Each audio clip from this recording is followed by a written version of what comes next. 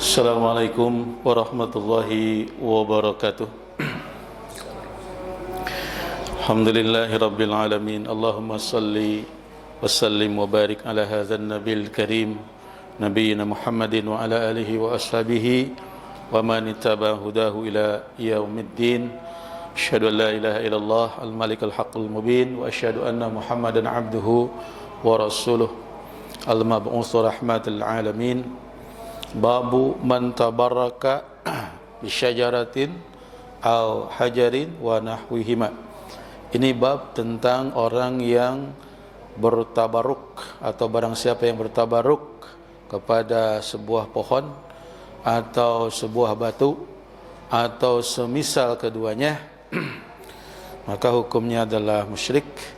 Kemarin kita sudah membahas di antara contoh-contohnya adalah di dalam Al-Quran yang disebut dengan pertama Al-Lat, yang kedua Al-Uzza, dan yang ketiga Manat.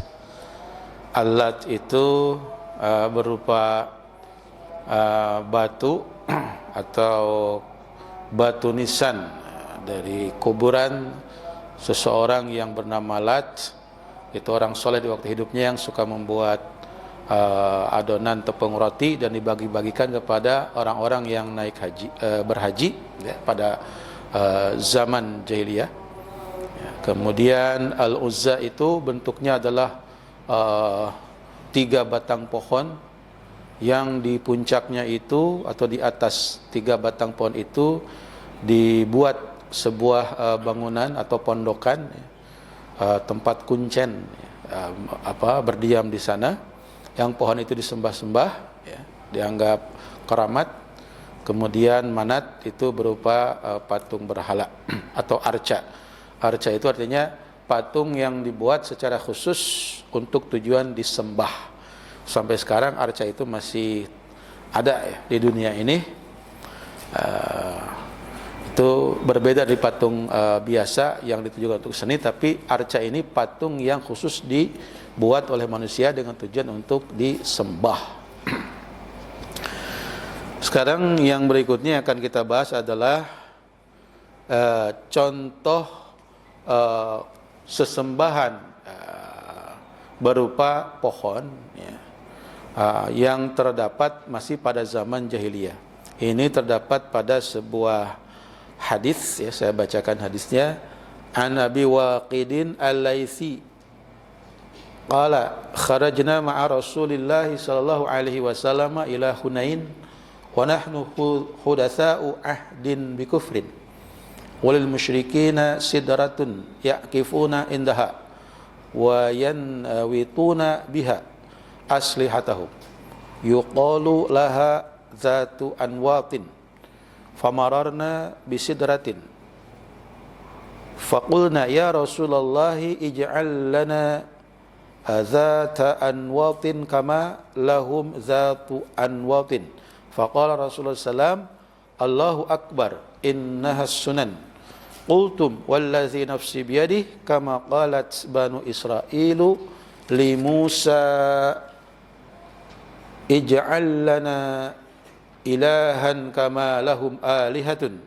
Qala innakum qaumun tajhalun la tarkabunna sunana man qablakum. Rawahu Tirmidzi wa sahhahahu.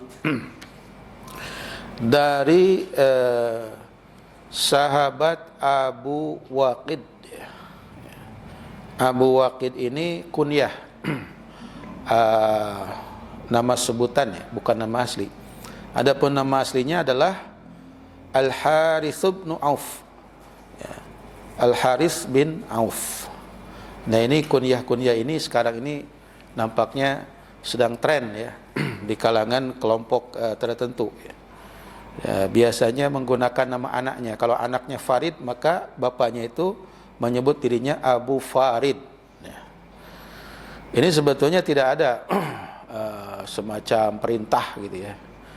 Dalam Al-Quran kita tidak menemukannya, dalam hadis juga kita tidak menemukan perintah seperti itu. Yang kita temukan adalah kunyah-kunyah tersebut itu terjadi dahulu sebelum Islam datang. Sebagaimana di sini ya, Abu Waqid ya. Abu Waqid ismuhu, nama aslinya adalah Al-Harits bin Auf. Nah, Abu Waqid ini Al-Laits ini qala ia berkata, kharajna kami telah keluar ma'a Rasulullah SAW bareng dengan Rasulullah SAW ila Hunain ke suatu tempat namanya Hunain. Disebutkan bahwa keluarnya ini adalah dalam rangka ghazawna ma'a Rasulullah SAW yaumul fath. Nah, itu disebutkan satu riwayat bahwa keluarnya itu adalah untuk berperang ya, di waktu penaklukan Mekah ya. Kemudian riwayat lain menyebutkan itu keluarnya itu untuk perang Khaybar ya. Perang Khaybar itu satu tempat diperkuat dengan pertahanan benteng yang sangat kuat ya, berlapis-lapis, kemudian berhasil ditaklukkan oleh kaum muslimin. Wa nahnu hudatsa'u ahdin bi kufrin. Sedangkan kami, kata Abu Waqid Al-Laitsi ya. Maksud kami di sini itu bukan hanya Abu Waqid Al-Laitsi saja, tapi kaum ya, kaum yang masuk Islam ya, beriman kepada Rasulullah SAW, tapi kaum ini baru saja meninggalkan masa kekufurannya. Wa nahnu hudatsa'u ahdin bi kufrin. Jadi kekufurannya itu masih hangat gitu ya, masih belum hilang 100%. Walil musyrikina sidratun yaqifuna indaha. Nah, di masa kufur itu orang-orang musyrik ya, itu punya sidrah. Sidrah itu kalau diterjemahkan artinya pohon bidara. Sidrah ya. Dalam Al-Quran ada sidratul muntaha. Nah, sidrah itu artinya pohon bidara. Nah, sidrah pohon bidara yaqifuna indaha, yang orang-orang musyrik itu mereka i'tikaf ya. Yaqifuna, i'tikaf, berdiam indaha pada pohon itu, maksudnya di depan atau sekeliling pohon itu untuk tujuan ritual, menyembah pohon tersebut atau tabarruk ya, mengambil berkah dari pohon tersebut. Wa yanwituna biha. Kemudian kebiasaan dari orang-orang musyrik di zaman kufur itu atau zaman jahiliyah itu, yanwituna biha, mereka mengalungkan kepada pohon sidrah atau pohon bidara itu aslihatahum, alat-alat atau senjata-senjata perang mereka. Jadi dikalungkan, dalam arti mungkin kalau kita lebih enak terjemahkannya itu digantungkan gitu. Jadi senjata-senjata perang itu digantung-gantungkan di pohon tersebut. Bagaimana gambaran secara jelasnya ya, kemungkinannya ya dibikin kait-kait atau bagaimana, atau kepada cabang-cabangnya mungkin digantung-gantungkan. Tujuannya apa? Tujuan untuk bertabarruk. Tabarruk itu artinya ngalap berkah, mengharapkan keberkahan ya, manfaat ya, dari sikap atau perilaku seperti itu. Sebagaimana yang sebelumnya telah kita bahas, di antara kebiasaan di zaman jahiliyah itu adalah mereka suka mengalungkan pada leher hewan tunggangan mereka, apakah kuda ataukah unta ya, itu bekas busur panah yang sudah lapuk. Karena lapuknya itu mereka menganggapnya itu punya khasiat ya, punya semacam kekuatan. Nah, ini juga mereka menganggap bahwa pohon itu punya kekuatan, maka senjata-senjata mereka itu mereka kalungkan, mereka gantung-gantungkan di situ dengan harapan mendapatkan kekuatan ya, dari pohon sidrah tersebut. Yuqalu laha, pohon sidrah itu yang mereka menggantungkan alat-alat atau senjata-senjata perangnya itu, yuqalu laha, disebut zatu anwat, pohon zatu anwat ya. Ini sama saja dengan di tempat lain ya, termasuk di tempat kita, mungkin sebagian di tanah air kita. Kalau ada satu tempat satu lokasi yang dianggap angker gitu kan, dianggap keramat, maka biasanya itu dikasih nama.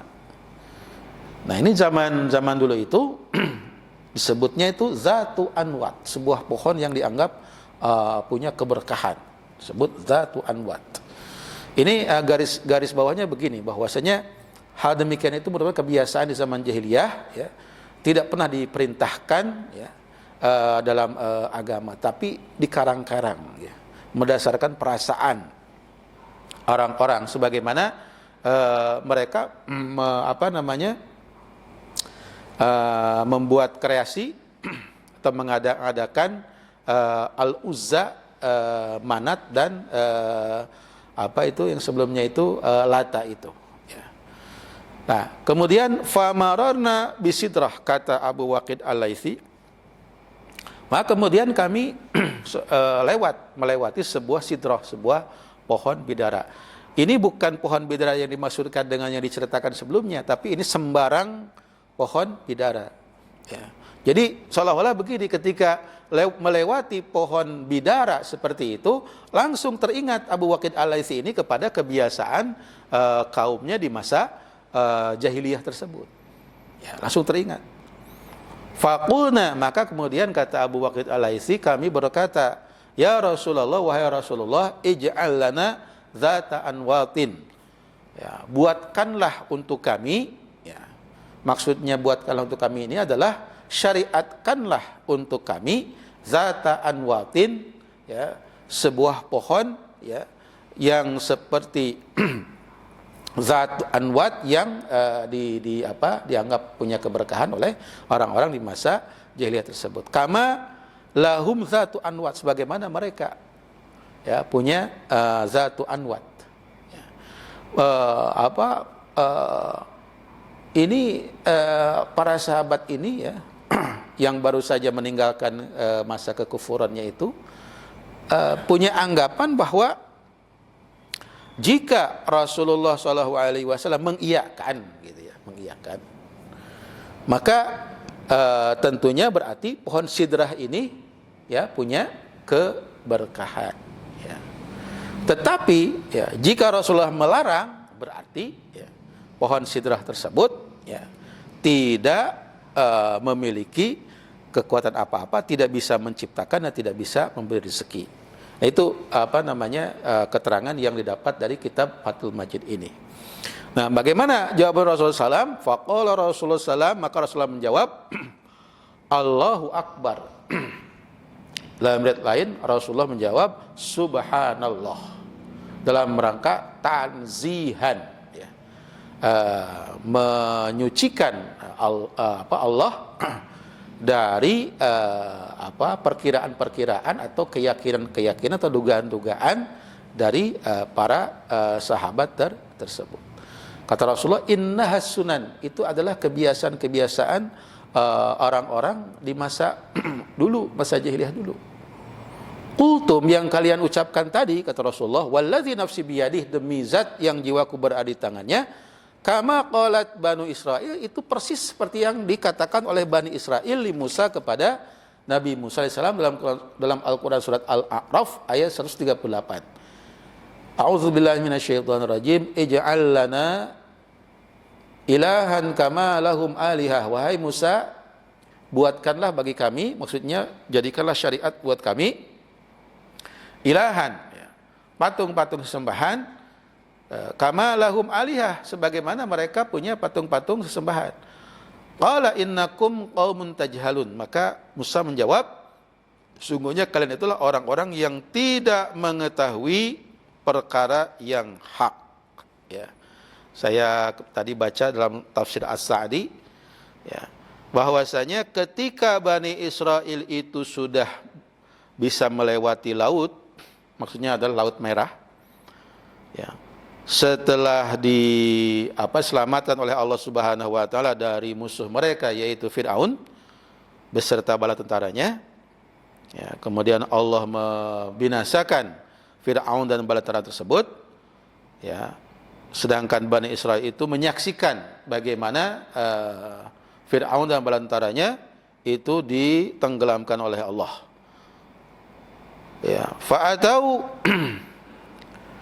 ai maru ya ala qaumin yaqifuna ala asnamin lahum. Maka setelah Fir'aun dan bala tentaranya musnah, kemudian mereka berhasil melewati Laut Merah, mereka kemudian berjalan melewati suatu kaum yang kaum ini ya beribadah dengan cara menyembah asnam. Asnam itu adalah patung-patung arca ya. Sekali lagi sebagaimana yang saya jelaskan, patung-patung arca itu sengaja dibikin ya dari batu untuk tujuan disembah. Ya, disembah. Ya. Ai yuqimuna 'indaha wa yatabarrakuna biha. Tegasnya kaum tersebut ya berdiam ya. Berdiam di sekeliling atau di depan patung arca tersebut dan bertabaruk kepadanya wa ya'budunaha dan menyembahnya. Ya kalau kita lihat contohnya ya nggak jauh-jauh ya. Apa itu kalau kita lihat orang yang menghadap kepada sembahan berupa patung arca, kita akan melihat bagaimana posisi orang tersebut. Biasanya adalah berdiri ya, dalam posisi diam ya. Kemudian ada gerakan-gerakan tertentu yang isinya adalah bertabaruk, meminta keberkahan ya, minta diselamatkan, minta keinginan atau hajat-hajatnya dikabulkan ya. Kemudian ada gerakan seperti membungkuk dan sebagainya yang menunjukkan adanya penyembahan kepada patung arca tersebut. Nah, itu ya. Faqalu min jahlihim wa safihim li nabihim Musa ba'da ma arahumullahu minal ayati ma arahum ya Musa ij'al lana ilahan kama lahum aliha. Maka kemudian karena kebodohan mereka ya, kebodohan Bani Israil itu ya, mereka berkata kepada Ibrahim kepada Musa, maaf ya, kebodohan kaum Musa berkata kepada Nabi Musa, wahai Musa ij'al lana, jadikanlah bagi kami ilahan. Ya, maksud ilahan di sini adalah patung sembahan. Kama lahum alihah, sebagaimana mereka memiliki patung-patung sembahan. Ai isyra' lana an natakhidha asnaman alihatan kama takhadhaha haula'i. Ayat tegasnya syariatkanlah bagi kami agar kami bisa membuat patung-patung sembahan sebagaimana mereka telah membuat dan menjadikannya patung-patung sembahan. Maka kemudian Nabi Musa menjawab, innakum qaumun tajhalun, sungguhnya kalian adalah kaum-kaum yang bodoh. Artinya bodoh dari yang hak, bodoh dari kepada Tuhannya, bodoh dari kepada penciptanya ya, ingin menyamakan ya antara Rabbnya dengan yang selain Allah, selain Rabbnya, sesuatu yang tidak memiliki manfaat dan tidak bisa mencegah madarat. Nah, apa yang diperbuat oleh Samiri ya, untuk ketika mendengar kaum Musa ini ingin dibuatkan asnam atau alihah itu, dia kemudian membuat yang namanya ijlan ya. Artinya patung ya, patung sapi ya, dari emas ya. Ya, maka kemudian itu disembah ya, ketika Nabi Musa sedang berada di tempat ya, di bukit ya, menghadap kepada Rabbnya, Tuhannya, untuk menerima wahyu ya. Nah, siapa yang menemani kaum Bani Israel yang sedang ditinggal oleh Nabi Musa? Yaitu saudaranya Nabi Harun. Nabi Harun ternyata ya dalam keadaan tidak berdaya, ya, tidak berdaya. Di situ Samiri ya berkuasa, ya, dia menciptakan dengan sihirnya, dia menciptakan ijlan itu, ya, patung sapi yang terbuat dari emas. Itulah yang disembah. Ketika Nabi Musa selesai, ya, dia turun lagi, ya, dia mendapati kaumnya menyembah patung tersebut, dia marah sekali. Kemudian memegang dengan keras janggut dari saudaranya Harun, ya, kemudian akan memukulnya. Ya. Tapi kata Nabi Harun, ya, kau jangan punya keinginan untuk mencelakai aku. Ya. Nah, kemudian dengan kembalinya Nabi Musa, maka kemudian kaumnya kembali dapat disadarkan. Ya. Sehingga kembali menyembah kepada Allah Subhanahu wa taala. Nah, menurut pengarang kitab ini, ya, bahwasanya di zaman setelahnya itu itu banyak sembahan yang terbuat dari batu, yang batu tersebut diukir, ya. Misalnya batu nisan yang diukir sedemikian sampai indah, ya. Kemudian orang-orang merasa takjub. Kemudian juga ada satu tempat, ya, berupa dinding, ya. Dinding tembok dianggap keramat, angker, ya. Itu ada di satu tempat, ya. Ternyata di kita juga ada satu tempat yang seperti itu, ya. Oleh penduduk aslinya itu tidak dianggap biasa-biasa saja, tidak dianggap punya kekuatan. Tapi oleh orang-orang di luar dihembus-hembuskan, sehingga orang-orang tuh banyak ke tempat tersebut, kemudian melakukan ritual-ritual di situ. Nah, kemudian sudah diperingatkan oleh kepala desa dan ulama-ulama di situ bahwa supaya dihentikan ritual-ritual semacam itu, karena tempat tersebut tidak ada kekuatan apa-apa. Begitu, dan itu bisa menjerumuskan kepada kemusyrikan. Intinya apa? Intinya bahwa satu tempat yang disucikan, dikeramatkan, dikultuskan, ya, itu akan menjerumuskan, ya, orang-orang kepada kemusyrikan. Ya. Memang ada fitrah, ya, dalam diri manusia itu, ya, mencari sesuatu yang suci, sesuatu yang karamah, sesuatu yang mulia. Tetapi, ya, kalau tidak dibimbing oleh agama, ya, itu dia cenderung akan mencari jalan sendiri. Nah, ini yang bahayanya. Jangankan manusia biasa, selevel Nabi pun seperti Nabi Ibrahim alaihissalam pada awalnya kan beliau mencari sendiri. Beliau melihat bintang, takjub. Ketika bintang itu tenggelam, ya, hilang, beliau mengatakan ini bukan Tuhan. Kemudian beliau melihat bulan, indah bulannya. Beliau mengatakan ini Tuhan. Tapi ketika bulan itu lenyap, beliau mengatakan ini bukan Tuhan. Ya. Begitu juga matahari. Ya. Ya.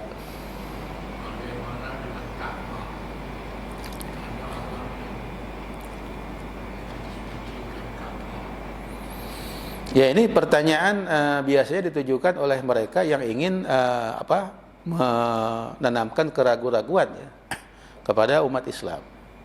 Seolah-olah umat Islam itu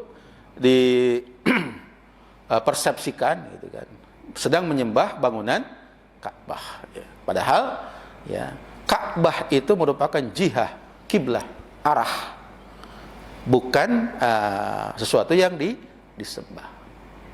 Bahwasanya umat Islam itu berkiblat, berjihad, berarah, ya, di dalam melakukan penyembahan kepada Allah itu adalah ke arah kiblat. Bukan kalau Masjidil Haram itu disucikan, itu sudah ditegaskan dalam agama bahwa area itu, ya, area itu suci dari perbuatan-perbuatan yang diharamkan. Begitu, ya. Jadi tidak boleh ada dilakukan dosa-dosa di dalam area Masjidil Haram tersebut. Jadi bukan dalam arti Ka'bahnya yang dianggap keramat lalu disembah-sembah Ka'bahnya, bukan. Tapi maksudnya adalah area itu terlarang bagi perbuatan-perbuatan yang dosa yang diharamkan. Gitu. Gitu Pak Haji. Nah, jadi kesimpulannya adalah bahwasanya sekali lagi, ya, satu benda apakah itu berbentuk batu, ya, tentunya batu yang dibentuk, diukir, ya, sehingga menarik orang untuk heran, takjub, ya. Apakah itu pohon ukurannya besar, usianya sudah tua dan sebagainya, ya. Kemudian menjadi takjub orang-orang, kemudian menghias-hiasi areal pohon tersebut, kemudian menjadikannya sebagai tempat yang dikeramatkan dan disucikan, maka itu merupakan perbuatan syirik. Ya, begitu juga nanti ya pada pembahasan berikutnya, bagaimana menempatkan satu individu ya seperti itu, dikeramatkan, ya, disucikan, ya, dikultus individu, istilah bahasa ininya, bahasa populernya, ya, sehingga orang-orang kemudian akhirnya memuja-muja tersebut, baik ketika hidup, ya, maupun setelah meninggalnya. Nah, dalam sebuah hadis Rasulullah SAW ya, bersabda, Allahumma la taj'al qabri wathanan yu'bad. Ya Allah, janganlah engkau jadikan kuburanku wathanan. Ya, wathan itu setara dengan sonam, ya, berhala, ya, patung sembahan, wathan, patung arca, yu'bad yang disembah, ya. Nah, maka berdasarkan hadis ini, ya, maka kuburan orang beriman, kuburan kaum muslim, ya, itu hendaknya mengikuti, ya, mengikuti saddu zari'ah, ya, artinya mencegah, ya, sesuatu yang dilarang, ya, oleh agama. Dalam hal ini adalah melarang terjerumus ke dalam kemusyrikan. Boleh, apakah boleh pakai nisan? Boleh, tapi ya itu sederhana saja, ya, dengan tidak menjadikannya sebagai sebuah bangunan, tentunya, ya, bangunan yang mencolok, ya, diukir-ukir, diindah-indah, apalagi misalkan pakai kelambu dan sebagainya, sehingga menarik orang datang ke sana dan membuat ritual-ritual di tempat tersebut. Itulah inti, ya, dari pembahasan hadis ini, ya, bahwasanya janganlah kaum muslimin itu, ya, itu mengkeramatkan dan kemudian menganggap suci, ya, sesuatu benda, ya, yang itu tidak ada tuntunannya dalam syariat. Kalau menyangkut tempat-tempat yang oleh syariat itu dianggap penuh keberkahan, maka kita harus mengikutinya. Ya, misalkan tempat di samping yang namanya itu di Masjid Nabawi itu Ar-Raudhah. Nah, karena Ar-Raudhah ini berkaitan dengan sesuatu yang disyariatkan, ya, bahwasanya berdoa di tempat itu dikabul oleh Allah, maka kita ikuti itu. Ya, tapi kalau tidak ada syariat, ya, berbicara tentang tempat-tempat tertentu, maka tentunya jangan diikuti, ya. Karena agama itu intinya adalah amrun wa nahyun, perintah dan larangan, gitu. Sami'na wa ata'na. Ya, kalau sudah ada amrun wa nahyun itu, maka sami'na wa ata'na, mendengar dan mentaati. Kalau ada perintah, sami'na wa ata'na, kita melaksanakannya. Kalau ada larangan, ya, sami'na wa ata'na, kita menjauhinya atau meninggalkannya. Ya, demikian pembahasan pada malam hari ini. Ya, mudah-mudahan bermanfaat untuk kita semua, ya. Dan ini adalah untuk menyucikan, ya, menyucikan jiwa kita, ya. Dalam arti tauhid kita itu dibersihkan, ya, dari campuran-campuran keyakinan-keyakinan, ya, lain, ya, yang akan mengotori, ya, terhadap kemurnian dari tauhid tersebut. Terima kasih. Jika ada pertanyaan, saya persilakan. Silakan, Pak Haji.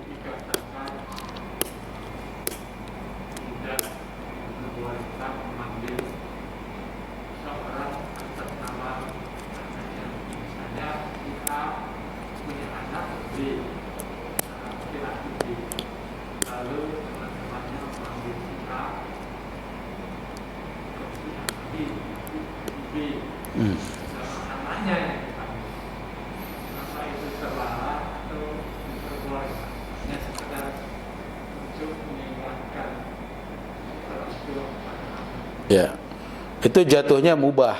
Ya, sesuatu yang tidak diperintahkan dan tidak dilarang, maka jatuhnya mubah. Sesuatu yang boleh-boleh saja. Ya, tidak diperintah tidak, dilarang tidak. Berarti itu urusan dunia. Untuk mengingatkan, misalkan untuk mudah diingat, misal begitu ya, menyebut si bapak A itu, dia maka disebutlah nama salah satu anaknya. Misalnya si bapak A itu punya beberapa anak. Ada yang paling besar, ada yang ke tengah, ada yang terakhir yang kecil. Nah, biasanya yang dikaitkan itu biasanya adalah nama anak yang paling besar. Ya, itu boleh-boleh saja, tidak ada masalah. Ya, karena itu masalah dunia. Cuma yang tadi saya jelaskan adalah bahwa istilah abu, ya, kemudian disambungkan dengan nama anaknya itu saya sampai hari ini tidak menemukan perintahnya dalam Al-Quran.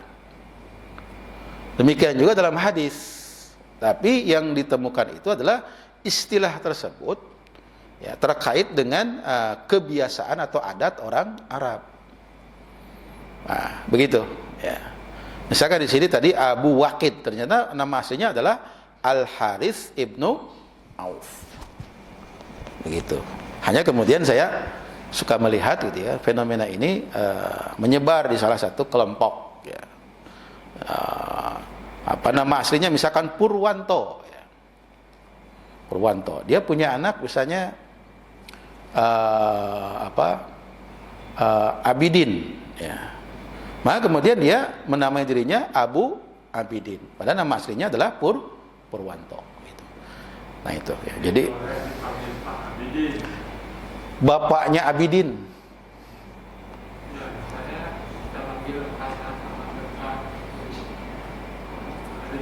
Ya, ya boleh. Dan tujuannya untuk mengingatkan si bapak. Ya. Pada anaknya. Ya. Ya. Memang di dalam satu adat lingkungan tertentu itu juga, terjadi itu. Tuh panggil atau tuh kepada bapaknya si Anu gitu. Bapaknya Abidin. Abidin itu anaknya gitu. Gitu kan? Padahal nama aslinya bukan Bapak Abidin, nama aslinya mungkin Tarman, mungkin Ali gitu kan, nama aslinya itu. Hanya untuk memudahkan, ya, memanggil atau mengingat namanya. Nah, itu Pak Haji. Jadi hukumnya mubah, boleh-boleh saja, karena tidak ada perintah dan tidak ada larangan. Ya. Kalau untuk seperti biasanya kan kadang-kadang air zam-zam itu dianggapnya itu berkah, kemudian ini itu kan ada juga akhirnya dijadiin sebagai obat. Misalnya anak kecil itu panas, karena sudah dipakai lap itu kan, dikompres. Nah itu gimana ya Ustaz ya? Ya, karena zam-zam itu keluar dari lisan Rasulullah SAW bahwa itu mengandung keberkahan, kemudian Rasulullah mengajarkan satu bacaan doa, ya, maka kita harus mengikutinya. Bukannya air putih Ustaz? Kalau yang dicontohkan Rasulullah itu bacaan Al-Fatihah di air putih, kemudian bukannya air zam-zam. Ya, air putih biasa. Karena Rasulullah SAW itu mengajarkan doa, ya, kepada air. Jadi bukannya menganggap air putih ini punya kekuatan, tapi Rasulullah SAW mengajarkan kita untuk berdoa kepada Allah, gitu kan, agar air ini punya manfaat. Karena itu dicontohkan, maka kita mengikutinya. Intinya bukan percaya kepada airnya. Intinya adalah percaya kepada Allah. Air ini doakan, dimintakan kepada Allah agar air ini bermanfaat, maka kita mengikutinya. Kita tidak jatuh kepada kemusyrikan ketika itu. Demikian juga kepada air zam-zam tadi, karena itu terbingkai atau terdasari oleh syariat. Nah itu. Tapi kalau misalnya ada benda tertentu gitu kan, atau tempat tertentu oleh masyarakat dianggap punya keberkahan, ya, dianggap punya keramat, dianggap suci, ya, tanpa ada dalil Quran, dalil hadis, ya, maka itu tidak dibenarkan, bisa jatuh kepada kemusyrikan. Sebaiknya itu ditinggalkan. Begitu. Baik, silakan, masih ada satu lagi kalau ada pertanyaan, silakan Pak Haji. Itu terkait dengan yang ditanyakan Pak Al-Kasih tadi. Itu apakah dalam Islam itu sebetulnya ada kebiasaan atau contoh ya terkait dengan marga. Kalau di suku tertentu kan ada marga. Nah, kalau di Islam itu misalnya Polana binti Abdul Aziz, Polan binti Abdul Aziz itu sampai ukuran kesekian, misalnya Habib itu apa, sesuai dengan syariat Islam atau memang kebiasaannya? Ya, jadi dalam Islam itu kita mengenal 3 hal ya. Satu, nasab keturunan, yang kedua nasab ilmu, yang ketiga nasab perjuangan. Nasab keturunan itu atau nasab zuriyah ya, itu artinya merujuk kepada keturunan Rasulullah SAW, baik dari jalur Hasan maupun Husain, yang keturunan ini mendakwahkan Islam ke seluruh penjuru dunia setelah Rasulullah SAW wafat. Siapa lagi yang menyebarkan Islam ke dunia? Bukan hanya zuriyah Rasul, tapi juga para sahabat. Jadi kita memang harus mengenal masalah ini. Misalnya dari kalangan sahabat yang paling kita tahu adalah Abu Bakar As-Siddiq, punya keturunan kan? Itu keturunan-keturunannya itu menyebarkan Islam. Kemudian juga dari keturunan Umar, dari keturunan Utsman. Ya. Nah, dari keturunan Ali, ini yang disebut dengan zuriyah Rasul tersebut. Beliau kan menikahi Siti Fatimah, lahir Hasan dan Husain.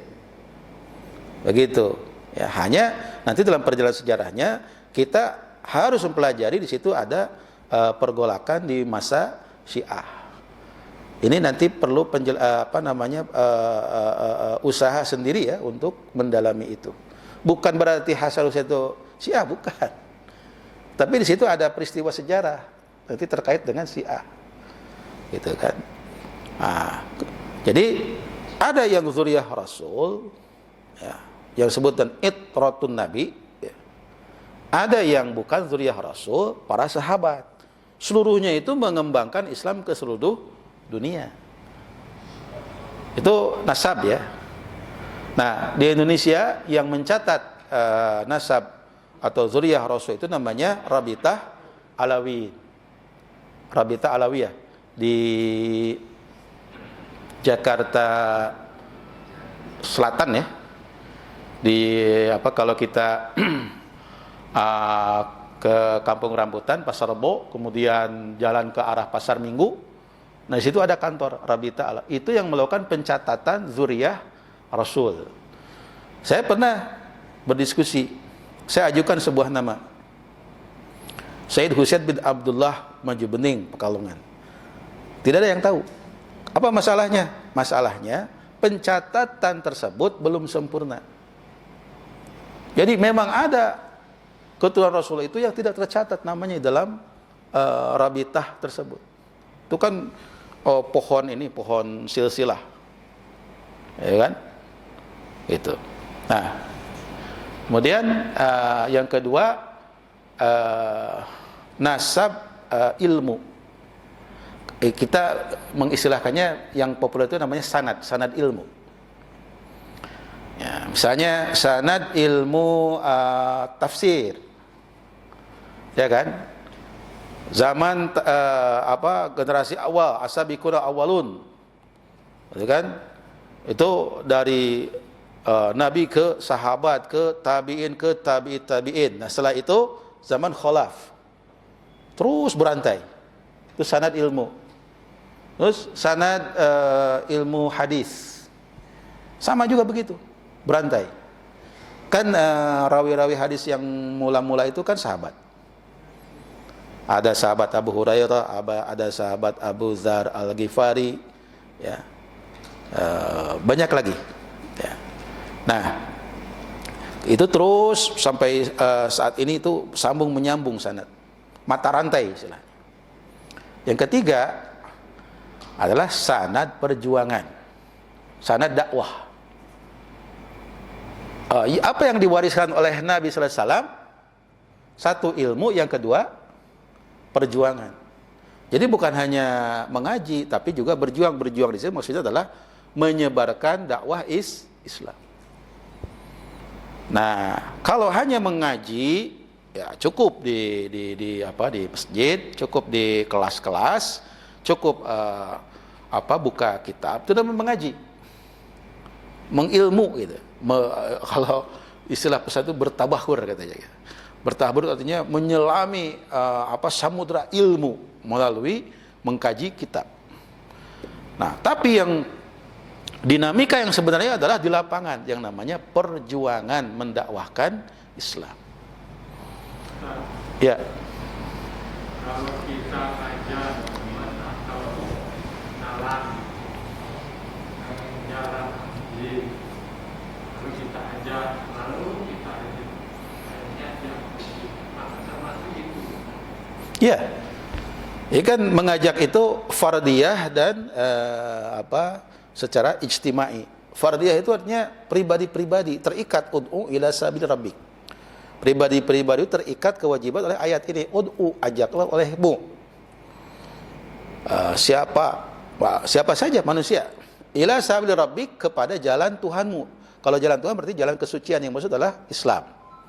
Bil hikmah, satu dengan hikmah. Arti hikmah menurut para ulama Al-Quran dan Sunnah. Yang lain menafsirkan dengan bijaksana. Bijaksana artinya tadaruj, bertahap. Ya. Setahap demi setahap membuka kesadaran inti dari manusia kepada tauhid, kepada Tuhannya. Ya, gitu. Kemudian bil wal mau'izatil hasanah, dengan memberikan teguran-teguran, nasihat-nasihat. Ya, kalau dia sudah mulai ada kesadaran. Sudah Islam tapi masih lalai. Nah, itu di mau'izah hasanah. Ya. Kemudian wajadilhum billati hiya ahsan, dengan berdebat sebaik-baiknya. Ya. Berdebat bukan untuk bermusuhan, tapi berdebat mencari kebenaran. Nah, gitu ya. Cari kebenaran. Nah, kalau ini biasanya antara muslim dan non muslim. Antara muslim saya dengan kaum Kristen, dengan muslim dengan Yahudi. Mencari kebenaran. Siapakah Allah itu? Bagaimana syariat Nabi itu sebetulnya? Apakah kitab itu asli, apakah tidak? Itu bisa di sekitar situ. Nah, itu fardiyah ya. Kemudian ada ijtimai, wa takum minkum ummatun. Hendaklah ada di antara kalian itu satu kelompok, satu ummah, ya. Wa takum minkum ummatun yad'una, yang pekerjaan ummah atau segolongan ini adalah yad'una ilal khair, mengajak orang-orang kepada al khair. Al khair ini ya segala sesuatu yang berkaitan dengan agama, gitu kan. Wayanhauna 'anil munkar, kemudian mencegah orang-orang dari perbuatan munkar, artinya menentang kepada agama. Nah, itu perjuangan, nasab perjuangan. Jadi nasab zuriyah kita harus memang sedapat mungkin harus tahu gitu. Bapak kita itu siapa, bapaknya bapak itu siapa, bapaknya kakek kita itu siapa, gitu. Sedapat mungkin tahu gitu. Gitu kan? Bukan untuk gagah-gagahan, tidak, tapi untuk mengetahui, menjaga nama baiknya. Yang kedua, nasab ilmu, gitu kan. Kita belajar Islam ini, gitu kan, dari guru kita mengaji, ya. Kemudian guru kita pun itu mengaji sebelumnya kepada guru sebelumnya. Guru sebelumnya mengaji juga daripada guru sebelum, itu namanya sanad, mata rantai. Nah, begitu. Jadi enggak ujuk-ujuk kita belajar Islam sendiri, misalkan lewat bacaan begini, ya. atau media sosial ya, kemudian kita merasa sudah tahu gitu. Itu harus dihindari. Kenapa? Karena itu tidak memenuhi sanad ilmu. Gitu ya. Jadi Ustaz, Ya. kalau nazar zuriyah atau ya namanya zuriyah. Ya, sanad zuriyah. Sanad zuriyah itu memang ada contohnya dalam Islam, Ustaz. Gini maksudnya. Kalau diwajibkan sih tidak. Tapi kenyataan itu ada. Manfaatnya apa? Untuk menjaga nama baik. Gitu. Kemudian coba kita bayangkan begini. Misalkan dalam perjodohan ya. Misalkan ada si calon ya. Calon setelah diteliti ternyata misalnya ada keterkaitan dengan kejahatan dan sebagainya. Itu gunanya seperti itu. Gitu kan? Kehati-hatian. Gitu. Ya. Kalau diperintahkan memang tidak ada. Tapi kenyataan itu ada. Gitu kan. Kemudian kalau khusus untuk zuriyah Nabi itu di kalangan mereka memang ada semacam aturan pakem tersendiri. Tapi kalau untuk masyarakat biasa gitu kan yang tidak ada keterkaitan dengan itu, maka bisa dipegang dua hal, satu nasab ilmu, dua nasab perjuangan. Karena Nabi mewariskan kepada umat itu dua hal. Satu ilmu, dua perjuangan. Itu. Ini yang harus terus dilanjutkan sampai kapanpun. Nah itu ya. Ini memang jarang disampaikan ya, tapi penting untuk diketahui. Supaya apa? Ya umat Islam itu kalau tidak mengenal hal yang berharga pada dirinya, dia akan merasa lemah, dia akan merasa rendah diri ya. Tapi kalau dia mengenali sesuatu yang bernilai yang selama ini dipegang, maka dia akan muncul harga dirinya sebagai atau izzahnya sebagai umat Islam, sebagai umat Nabi Muhammad sallallahu alaihi wasallam. Apakah agama itu hanya untuk orang-orang yang miskin saja, orang yang sakit-sakitan saja, orang yang lemah saja? Tidak. Agama itu juga untuk orang yang sehat, yang kaya, gitu kan, yang pejabat. Karena dalam hadis itu kan disebutkan igtanim khamsan qabla khamsin. Orang yang sehat, muda, kaya, gitu kan, itu wajib beragama. Baik, karena waktunya sudah habis, saya cukupkan sekian. Nasrullah wa qarib. Wabasyirul mu'minin subhanakallahumma bihamdika asyhadu an la ilaha illa anta astaghfiruka wa atubu ilaik. Assalamualaikum warahmatullahi wabarakatuh.